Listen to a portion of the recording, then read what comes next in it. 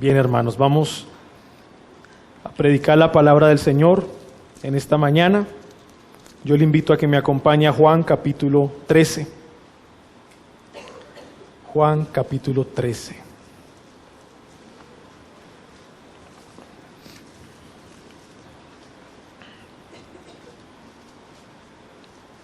Y vamos a leer el versículo 34 y el versículo 35.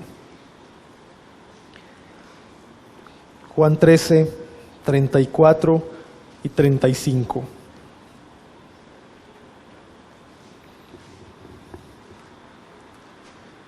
Dice la palabra del Señor: un mandamiento nuevo os doy, que os améis unos a otros, como yo os he amado, que también os améis unos a otros. En esto conocerán todos que sois mis discípulos, si tuviereis amor los unos con los otros. ¿Qué pasa si usted ama mucho a una persona? Es la persona más amada por usted, no hay otra como esa persona. Y de repente nos dan la noticia de que son los últimos días de vida. Esa persona va a partir de esta tierra. Ya no lo vamos a volver a ver, ya no la vamos a volver a ver jamás. Pero es una persona a la cual usted ama mucho. Y esa persona que está a punto de morir quiere decirte lo que van a ser sus últimas palabras. Te manda a llamar especialmente a ti. Y yo quiero verte a ti y quiero que escuches lo último que tengo que decirte antes de morir. ¿Irías? ¿Correrías a escuchar cuáles son esas palabras que tienen preparadas para ti? ¿Te sentarías al borde de tu cama? ¿Escucharías atentamente lo que te tienen que decir? Es más, ¿sería importante para ti eso que te van a decir? Las últimas palabras tal vez de ese ser muy amado. ¿Lo olvidarías o lo recordarías toda tu vida? Es más, no solamente lo recordarías, lo enseñarías a tus hijos tal vez, lo recordarías por generaciones. Yo creo que no se nos olvidarían nunca las últimas palabras de una persona muy amada por nosotros. Ahora cambiemos la escena. Es a ti que te han dicho que te quedan pocos días de vida. Tienes una enfermedad definitiva. Humanamente no hay ningún tipo de esperanza. Ahora eres tú quien va a morir, soy yo. ¿Cuáles serían nuestras últimas palabras y a quién se las daríamos? ¿Cuál sería el último mensaje que tú y yo quisiéramos que otros escucharan antes de nosotros partir a la eternidad? ¿Sería importante lo que tendríamos que decirle? ¿Querríamos que la persona que nos escucha nunca los olvidara y los recordara por todas las generaciones? Va a ser muy importante lo último que tendríamos que decirles a esas personas muy amadas. Muy bien, del capítulo 13 al capítulo 17 de Juan es el último discurso de Cristo antes de ser entregado. Son las últimas palabras de nuestro Señor Jesucristo. Es su último gran discurso a los seres que Él más ha amado sobre la tierra, a los cuales Él dedicó 3 largos años caminando con ellos, enseñándoles a ellos. Y son sus últimas palabras. Por eso cuando hojeamos Juan 13 y vemos que Él se postra y le lava los pies a sus discípulos, después come con ellos, se acerca al que lo va a entregar y le dice: lo que has de hacer, hazlo pronto. Después da un mandamiento, algo que el Señor quiere que sus discípulos nunca vayan a olvidar. Pueden olvidar tal vez otras cosas, pueden olvidar algunas experiencias, pero esto no lo pueden olvidar, un nuevo mandamiento, un mandamiento muy especial. Y así continúa todo el último discurso hasta la hermosa oración del capítulo 17. La gran intercesión de nuestro Señor Jesucristo por las personas que más amó en esta tierra. Es la misma oración que hace hoy por nosotros. Así que son las últimas palabras de Cristo. ¿Serán importantes? Yo les pregunto a ustedes en esta mañana, ¿será importante este último discurso? ¿Será que tenemos que prestar atención? ¿Qué es lo que nuestro Maestro antes de ser entregado nos tiene que decir? ¿Lo vamos a recordar No lo podemos olvidar. Y entre todo este hermoso discurso hay un nuevo mandamiento. Y es el que encontramos en el versículo 34 y el versículo 35 de nuestro texto. Con el solo hecho de que nuestro Señor Jesucristo tomara un cuerpo humano, ya empezó su humillación y ya empezó su amor hacia su pueblo. Con el solo hecho de que Él empezara a caminar en esta tierra y empezar a tener emociones, sentimientos, experiencias humanas, ya es bastante humillación para nuestro Señor Jesucristo. Ahora no solamente con eso, Él va lugar en lugar llamando a los suyos, a los que había elegido desde antes de la fundación del mundo, no importándole condición social, no importándole su necesidad física, no importándole si era el más inteligente de los judíos o el más ignorante entre ellos, no importándole si era un gentil o no, no importándole si estaba físicamente sano o estaba enfermo, no importándole si era una mujer bien rechazada por ese siglo y por los judíos. Ahora, no importándole a que sea una mujer samaritana. 3 años donde Él vino haciendo su obra con mucho amor, mucha compasión, mucha misericordia. Los más grandes debates de toda la historia, los que dio Jesucristo. Ni siquiera Agustín con Pelagio pueden comparar nada de eso, ni siquiera Lutero y Erasmo y todo lo que usted quiera mencionar. Pero los más grandes debates que se vieron en la historia fueron de Jesucristo, los saduceos, los fariseos, y siempre salió victorioso. ¿Cuánto tendrán en mente los discípulos de Cristo? Todas esas cosas que experimentaron con Él, todo el amor que recibieron con Él, sus corazones están cargados. Pero saben una cosa, sus expectativas estaban equivocadas. ¿Cómo es que te vas a ir, maestro? ¿Cómo es que nos dices que nos vas a abandonar? ¿Cómo es eso de que es tu último discurso? ¿Cómo es eso de que vas a ser entregado, maestro? Nosotros no lo podemos comprender. Por eso Jesucristo no cumplió las expectativas de ninguna secta judía. Él cumplió la voluntad del Padre que lo envió. Así que lo que los esperaban con espadas en la mano, aquellos celotes, y decían, vamos a tomarnos el trono y el poder a la fuerza, nunca cumplió sus expectativas. Aquellos que decían, lo más importante aquí es la ley, y son nuestras tradiciones, y Él viene a vindicarnos ante el pueblo, tampoco cumplió sus expectativas. Aquellos que decían, lo más importante es el templo, los negocios y nuestros vínculos con Roma, no cumplió sus expectativas. Él hizo la voluntad del Padre, y en la voluntad del Padre estaba en este último discurso un nuevo mandamiento, que ellos tenían que escuchar, y que nosotros hoy tenemos que escuchar y no podemos olvidar. Por eso el título de este sermón es el amor, la señal más grande.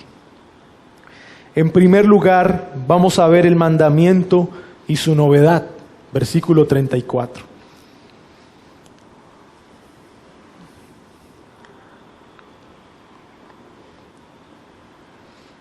Un mandamiento nuevo os doy, que os améis unos a otros como yo os he amado, que también os améis unos a otros. La primera pregunta que hay que hacerle al texto es, ¿nuevo? ¿Realmente el mandamiento es nuevo? Y si es nuevo, ¿cuál es la novedad del mandamiento? Ahora, fijémonos en Levítico, por favor, capítulo 19.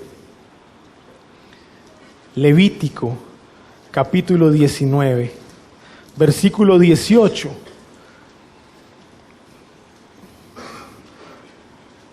Mire lo que dice Levítico 19, 18. No te vengarás ni guardarás rencor a los hijos de tu pueblo, sino amarás a tu prójimo como a ti mismo, yo Jehová. Así que este mandamiento de amar como tal no es nuevo.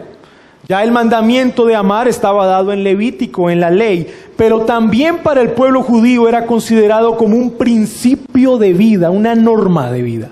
Miremos Proverbios capítulo 20. Proverbios capítulo 20, versículo 22. No digas, yo me vengaré, espera a Jehová y Él te salvará. Así que este mandamiento de amar al prójimo va relacionado con el hecho de que si el prójimo nos hace algo malo, nosotros no devolvemos mal por mal, sino que esperamos a la justicia de Dios pacientemente. Proverbios 24, 29, más adelantico. 24, 29. No digas, como me hizo, así le haré. Daré el pago al hombre según su obra. Nuevamente nos repite, pero en el Nuevo Testamento también nuestro Señor Jesucristo habla acerca del amor al prójimo. Mateo capítulo 5. Mateo capítulo 5, versículo 43, versículo 43, 44. Miren lo que dice. Oísteis que fue dicho, amarás a tu prójimo y aborrecerás a tu enemigo. Pero yo os digo, amad a vuestros enemigos, bendecid a los que os maldicen, haced bien a los que os aborrecen y orad por los que os ultrajan y os persiguen. Ahora vamos a Marcos 12. Marcos capítulo 12, versículo 29 en adelante. Jesús les respondió, el primer mandamiento de todos es, oye Israel, el Señor nuestro Dios, el Señor uno es. Y amarás al Señor tu Dios con todo tu corazón y con toda tu alma y con toda tu mente y con todas tus fuerzas. Este es el principal mandamiento. Y fíjese muy bien lo que dice el 31. Y el segundo es semejante. Amarás a tu prójimo como a ti mismo. No hay otro mandamiento mayor que estos. Así que el mandamiento como tal no es que sea nuevo. Es algo que desde la antigüedad ya se ha venido dando. En la ley, por ejemplo, es un mandato amar al prójimo. Como principio de vida para el pueblo judío, ellos sabían que no debían devolver mal por mal, sino esperar en la justicia del Señor pacientemente. Y esto es amor al prójimo. Y ya el Señor en el Nuevo Testamento vuelve y recalca y te dicen, ama, ahora tu prójimo se convierte en tu enemigo. No solamente es un prójimo, sino que es un enemigo. Si ellos te hacen algo contra ti, entonces ahora debes bendecirles a ellos y orar por tu prójimo, que en este caso sería tu enemigo. Hasta aquí, mis amados hermanos, Jesucristo está poniendo un estándar alto del amor.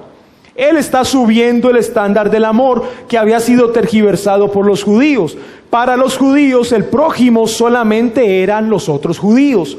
Cualquier persona que no hacía parte de su comunidad no era el prójimo. Es más, eran tratados como enemigos. Y para los judíos más legalistas, entre los mismos judíos habían personas que no eran ni siquiera amadas por ellos. Entre muchos de ellos, los más pobres e ignorantes y las mujeres. Así que el Señor toma la ley, el mandamiento del amor, el principio del amor al prójimo y vuelve y lo pone en su estándar como debe ser puesto. Pero hasta aquí, mis amados hermanos, aún no hemos visto la novedad del mandamiento. El mandamiento hasta aquí es conocido, pero ¿cuál es entonces la novedad? ¿Por qué Él dice un mandamiento nuevo os doy? Aquí viene el estándar. Que os améis unos a otros, ya se ha dicho, y aquí viene la novedad, como yo os he amado, que también os améis unos a otros.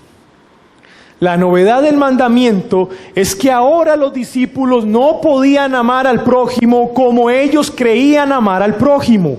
Ellos ahora no podían amar al prójimo como ellos pensaban amar al prójimo. Ahora ellos debían amar al prójimo según la normativa impuesta por Cristo. Él mismo era el estándar del amor al prójimo. Ahora Jesucristo levanta el estándar del amor. El amor al prójimo, según la ley y los principios de Proverbios, el estándar del amor al prójimo es uno mismo. ¿No dice la Escritura, acaso amarás a tu prójimo como a ti mismo? El estándar de amar al prójimo soy yo mismo. Y bastante amor que nos sobra para otros, ¿Por qué? Porque por naturaleza los seres humanos nos amamos a nosotros mismos e incluso más de la cuenta. De ahí que la persona que sufre de depresión porque se ama a sí mismo más de la cuenta. Por eso la persona que toma la decisión de suicidarse se ama a sí mismo más de la cuenta, porque quiere un bienestar que no ha podido lograr en esta tierra porque solamente está pensando en sí mismo y no en los demás. Así que el que se deprime, el que piensa en suicidarse, se aman demasiado. Y aún el que cree no tener una alta autoestima, sino una baja autoestima, él piensa tener una baja autoestima porque se ama a sí mismo más de la cuenta. Así que el estándar del amor al prójimo soy yo, eres tú. Pero el estándar del amor para los discípulos de Cristo es Cristo. No es lo mismo amar al prójimo que amar a los discípulos de Cristo. No es lo mismo. Y aquí lo estamos viendo en la novedad. ¿Qué es el amor entonces?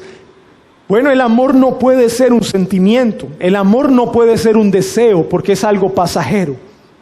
Así que tenemos que mirar las escrituras que nos dicen acerca del amor. Romanos 5:8. Romanos 5:8. Mas Dios muestra su amor para con nosotros, que siendo aún pecadores, Cristo murió por nosotros. Primera de Juan, capítulo 4. Primera de Juan, capítulo 4, versículo 9 y 10. En esto se mostró el amor de Dios para con nosotros, en que Dios envió a su Hijo unigénito al mundo para que vivamos por Él. En esto consiste el amor. No en que nosotros hayamos amado a Dios, sino en que Él nos amó a nosotros y envió a su Hijo en propiciación por nuestros pecados. Mis amados hermanos, cuando vamos a hablar del amor de Dios, estamos obligados a hablar de la muerte, porque amor sin muerte no es amor. Así que el estándar que está poniendo Jesucristo para amarnos como discípulos es la muerte. Y no voy a decir que el amor es sinónimo de muerte, pero en el tema de la redención, el amor y la muerte van supremamente ligados. De ahí que es muy triste decirle a una persona impía que Dios lo ama. ¿Saben por qué es complicado decírselo? Porque en el momento en el que esa persona esté en el infierno, tendría todo su derecho a hacer un reclamo a Dios. ¿Sabe cuál es el reclamo que le haría? Señor, a mí un día me dijeron que tú me amabas, sácame de aquí. Y por segundos se va a dar cuenta que la persona que le dijo que Dios lo amaba, lo engañó. ¿Por qué? Porque el amor de Dios se expresa en una muerte eficaz que salva a un pueblo eficazmente llamado. Ese es el punto. Así que cuando el Señor dice que nos ama, Él no se quedó en palabras. Él lo demostró, lo dice Romanos y lo dice Primera de Juan. ¿Y Él cómo demostró su amor para con su pueblo elegido? Muriendo por su pueblo. Así que los que están antes de la cruz, en el tiempo de la cruz y después de la cruz, recibimos el amor de Dios a través de la muerte de Cristo. Sin muerte no hay amor. Y si no hay amor, no hay elegidos. Porque la base de la elección de Dios es por cuanto nos amó. Así que no podemos pensar en amor como algo meramente hollywoodesco, como las películas, simplemente una historia romántica. Tenemos que pensar en el amor como muerte. Empezar a amar, mis hermanos, es empezar a morir. Amar es morir. Y la mayor muestra de eso nos la dio nuestro Señor Jesucristo, muriendo por nosotros. Así que podemos decir que el amor es una decisión inmutable de hacerle siempre el bien al otro a pesar de lo que el otro es. ¿O acaso eso no hizo nuestro Señor Jesucristo con nosotros? Tomó una decisión inmutable desde antes de la fundación del mundo, inmutable, de hacernos siempre el bien a nosotros a pesar de lo que nosotros somos. ¿Y qué éramos nosotros? apartados de Dios, pecadores, hacedores de maldad, no merecíamos absolutamente nada. Y a pesar de lo que nosotros éramos, entonces el Señor decidió inmutablemente hacernos momentáneamente el bien. No, siempre el bien. Siempre. De allí que nuestra salvación está completamente segura en el amor de Cristo, porque su amor es inmutable para con nosotros. Así que podemos decir que eso es el amor, pero ¿podemos entenderlo? ¿Podemos entenderlo, mis hermanos? No. La gran pregunta de la filosofía es el por qué. El por qué es la pregunta de la filosofía. ¿Por qué? ¿Por qué? ¿Por qué? Y si aplicamos la pregunta de la filosofía al amor establecido en la Escritura, mire lo que nos va a ocurrir. Dios nos ama. ¿Por qué? Y la respuesta que nos va a dar Efesios capítulo 1 es esta: por el puro afecto de su voluntad. Apliquemos la pregunta: ¿por qué? ¿Y sabe qué hace la Biblia?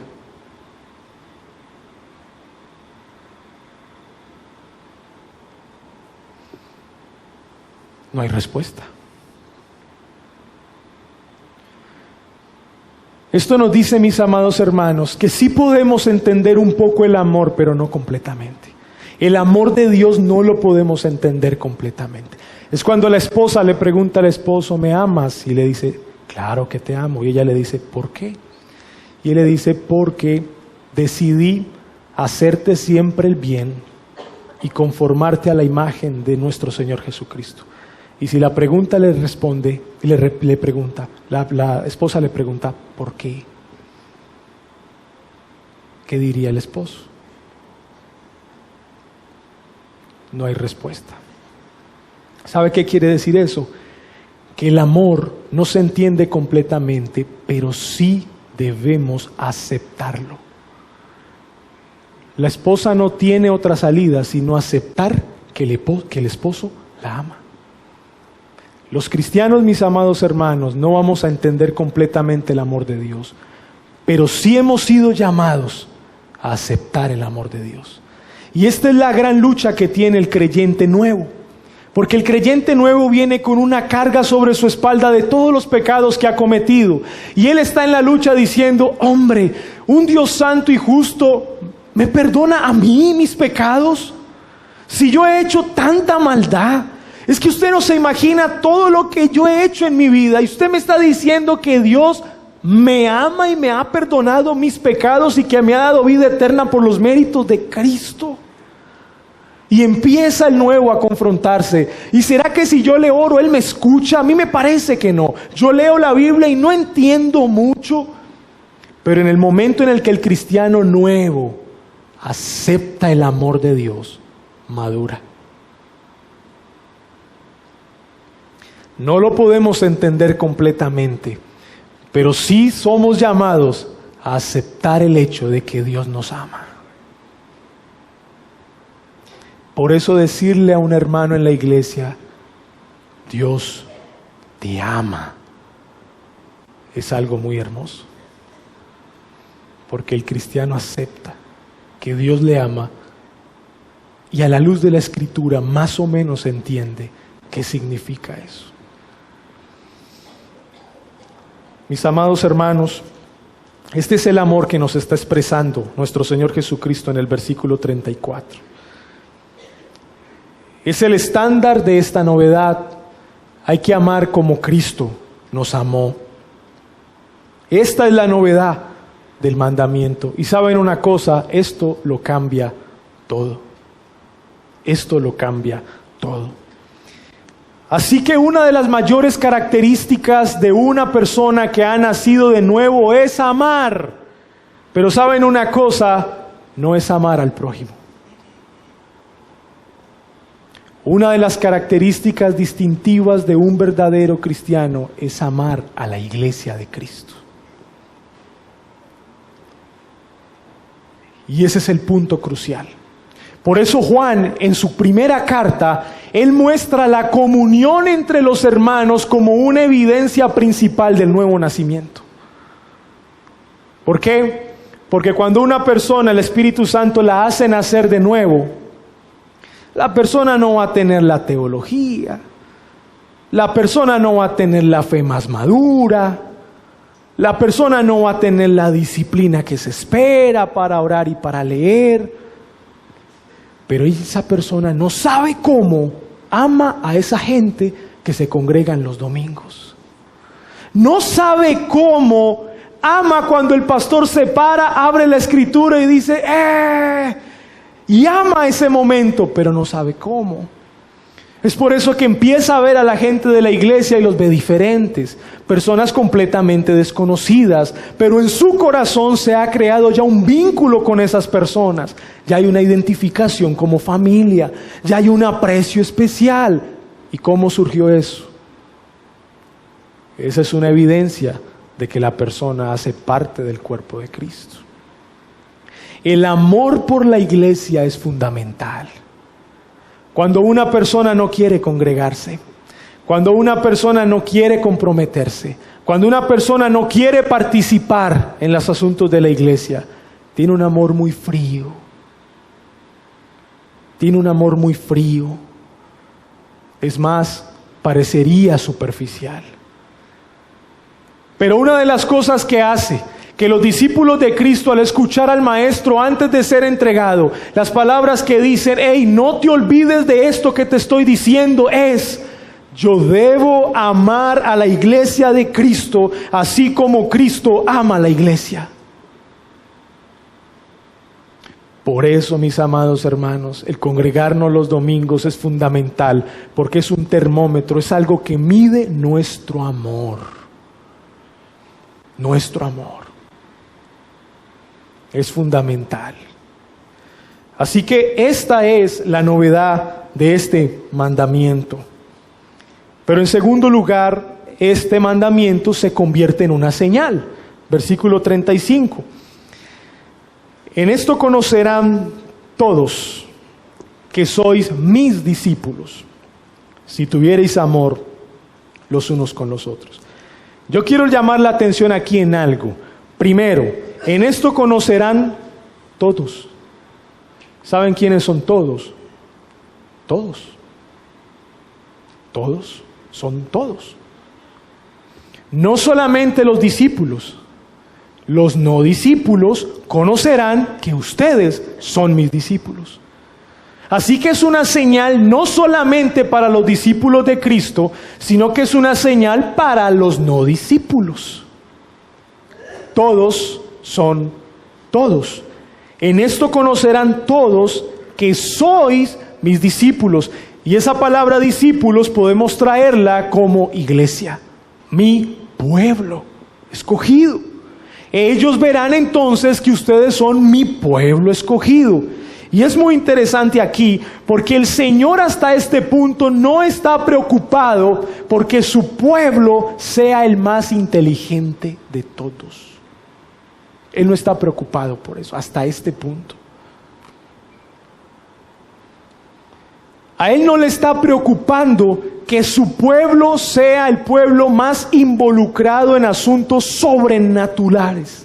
Él no está preocupado hasta este punto.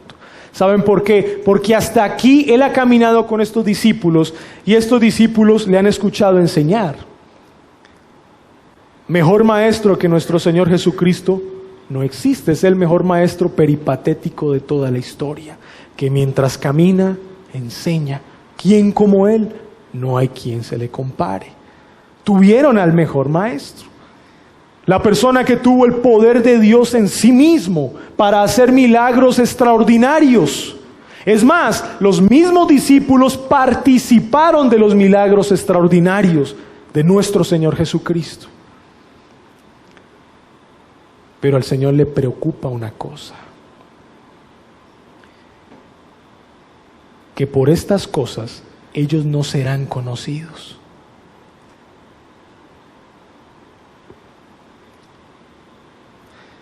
Y la gran prueba de esto es Judas. ¿Acaso Judas no tuvo la mejor teología? ¿Acaso Judas no hizo milagros con el maestro? pero Judas ya no está entre el pueblo de Dios. Y al Señor le preocupa esto, el amor. Y no solamente le preocupa, mis hermanos, sino que Él dice, esta es la señal. Este es el distintivo principal de un verdadero discípulo de Cristo. Ahora analicemos. Si tuviereis amor, lean bien esto, los unos con los otros. El Señor no está diciendo si ustedes aman al prójimo. No, porque el amor al prójimo es muy diferente al amor a la iglesia. Son cosas muy diferentes. Y aquí el Señor no está preocupado si sus discípulos aman o no aman al prójimo. Al Señor aquí le preocupa es que entre discípulos se amen a sí mismos como Cristo los ha amado hasta ahí. Y es porque la iglesia se convierte en esa hermosa verdad en el mundo que expresa la gloria de Dios a los impíos. Y una de las maneras de expresar esa gloria de Dios, de extender ese reino de Dios, es en el amor que conserva el pueblo de Dios.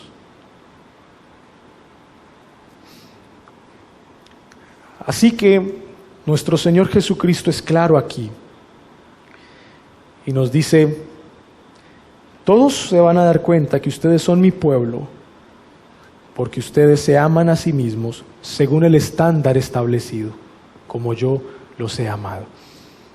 ¿Qué implicaciones tiene esto?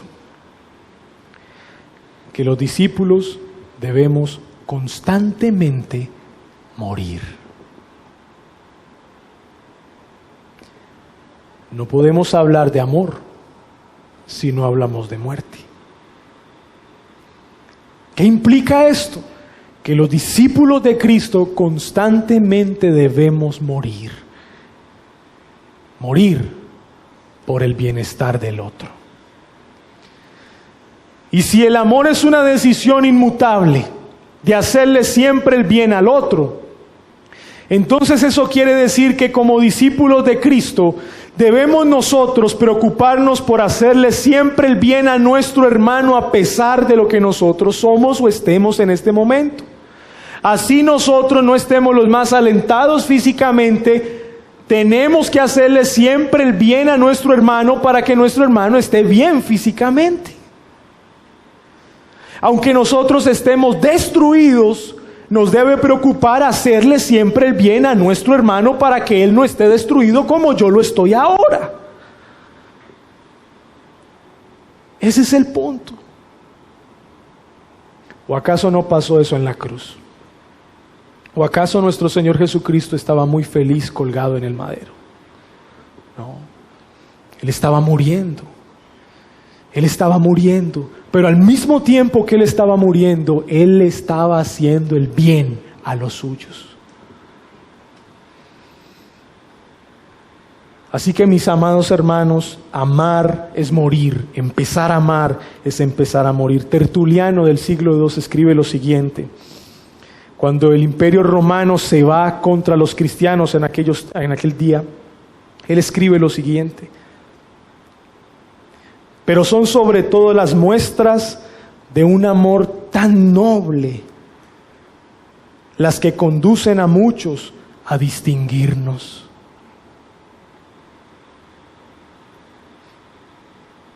Tertuliano no habló de milagros. Tertuliano no habló propiamente de teología como tal, como la entendemos nosotros sistemáticamente y todo este tema. Ved, dicen, ¿cómo se aman entre sí? Ved cómo están incluso dispuestos a morir unos por otros. Y es que, mis amados hermanos, más adelante en este último discurso el Señor dice que el amigo es el que pone la vida, ¿cierto? El que entrega su vida por su amigo es el que ama. Y saben una cosa, mis amados hermanos, esto literalmente ocurrió en los primeros siglos. Literalmente ocurrió.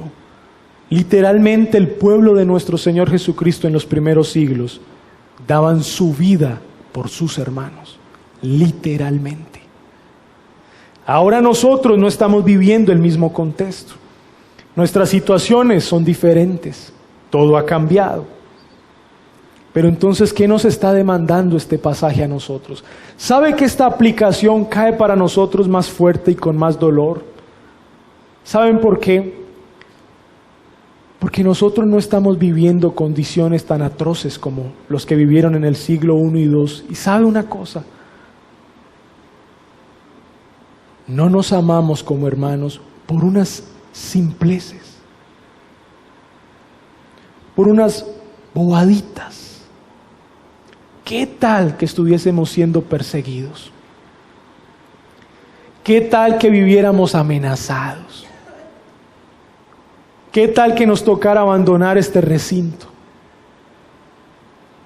Así que la aplicación nos destruye en este momento a nosotros, porque nosotros vivimos bien. Entonces la pregunta es, ¿qué impide que nos amemos unos a otros como Cristo nos ha amado?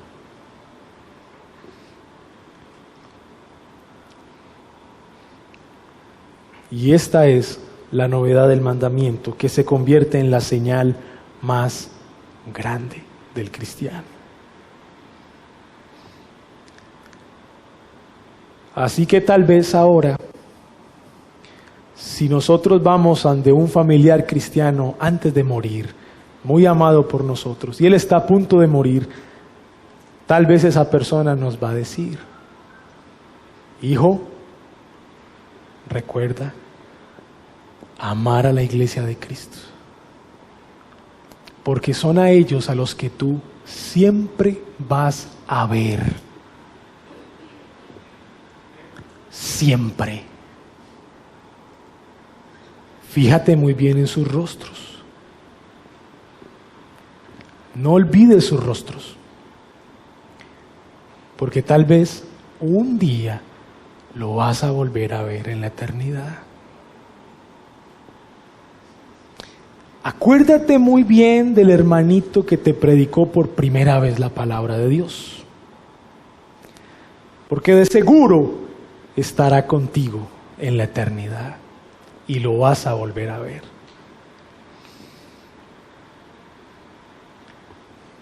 Y la implicación directa en el evangelismo, que también nos va a destruir en nuestro contexto, es la evangelización a nuestra familia. Porque a ellos, si no se arrepienten, nunca más los vamos a volver a ver. Nunca más. A ellos, tal vez trata de pintar muy bien su rostro, porque de seguro lo vas a olvidar. Un día no te acordarás de ellos. Pero eso no es lo que nosotros queremos. Nosotros queremos es incluso que nuestra familia de sangre haga parte del reino de Dios. Así que este texto también nos está empujando a predicarles el evangelio para que ellos hagan parte del pueblo de Dios y sean amados por nosotros en el estándar de Jesucristo. Y así entonces sus rostros no vamos a necesitar pintarlos ni guardarlos en una foto, porque un día los vamos a volver a ver. Y por supuesto, mis amados hermanos, la esperanza más grande es aquel que un día se despidió de sus discípulos y les dijo: hey, tengo que volver a casa, tengo que regresar con mi Padre, y les dejo esto para que lo guarden y se convierte en un distintivo verdadero de que son mis discípulos.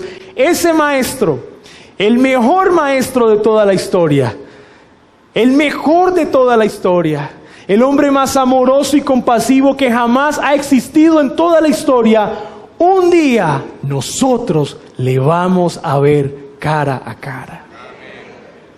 Y esa es nuestra esperanza. Oremos.